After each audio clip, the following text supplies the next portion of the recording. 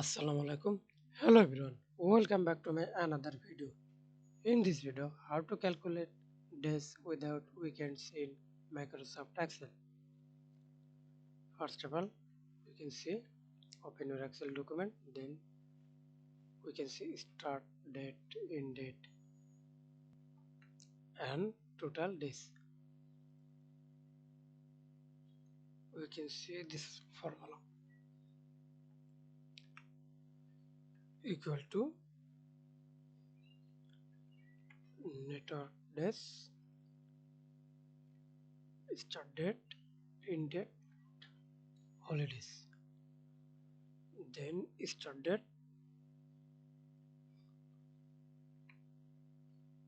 end date. Then enter. Double click to autofill. Thanks for watching video.